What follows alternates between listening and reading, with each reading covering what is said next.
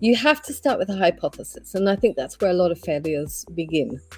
Because what happens is that our innate particularly if we've not learned otherwise, we will kind of compare this with this.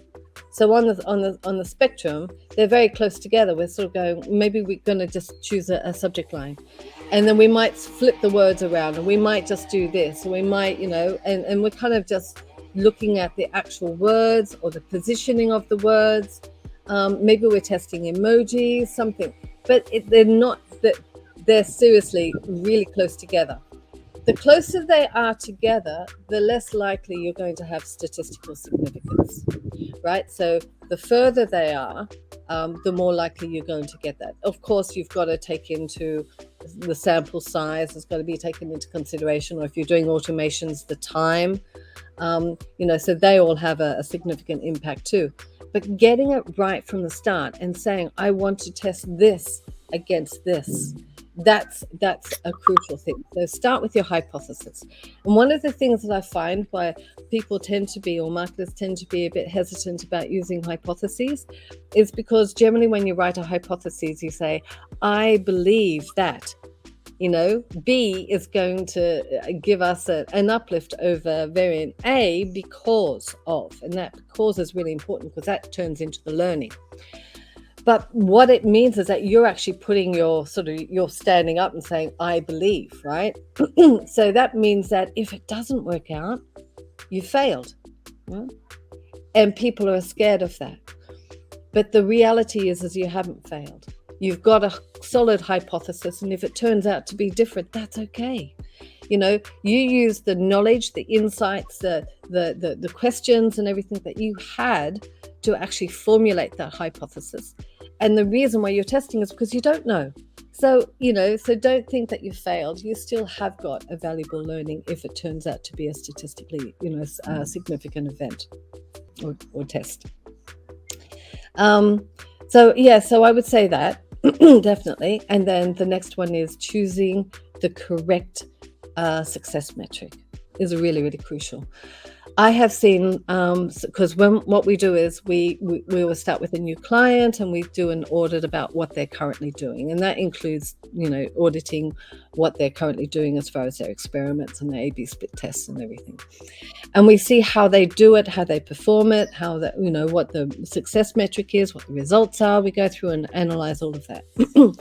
And more often than not, what we find out is that they're actually using the wrong metric. And if you were to measure all of the metrics within that particular campaign or program, whatever it is, you would see it very, very clearly that they're using the wrong one. So many times I'll see subject lines being tested on open rates. Okay. In fact, the majority. In fact, that's a pretty standard teaching within our industry. And I think, I'm there all the time saying, don't. And the reason why I say this is because, one, we've done a significant amount of tests, and I can see that, and I've got so many examples where the open rate's the highest, but actually the conversion rate is actually the lowest. Just because you've increased your open rate doesn't necessarily mean that you've increased your conversions. And you can see this really, really clearly when you go into your database and as an exercise, right? Pull out the top 10 campaigns, recent campaigns, based on open rates. Then pull out the top 10 campaigns based on clicks. Then pull out the top 10 campaigns based on conversions, whatever your definition of conversion is, whether it's white paper download or actually product bought, right? You will find out that those are not the same. Okay? So this means that what we're doing is that if you're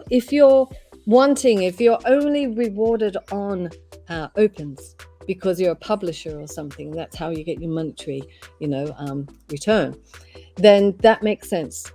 Then opens is your success metric. But if you're rewarded on conversions, then with your A/B split test, I'd be looking more towards a click if you can't measure the conversions, or the conversions if possible. Now, of course, that generally means that you can't just do a quick little 2-hour test as well. Okay, so that kind of changes things up a bit too.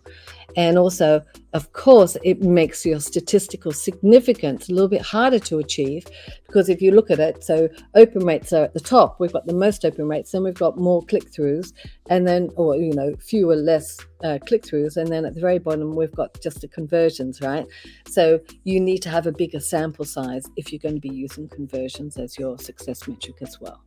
So there's a lot to go into this, but as a rule of thumb, always understand that every campaign that you send has an objective. Your success metric should be mapping back to that objective. It's really that simple. So if your objective for that particular campaign is to actually achieve sales, then that is going to be your success metric, is your conversions. So that's what we need to be very mindful of with doing tests, and that's one of the things I find doesn't happen enough.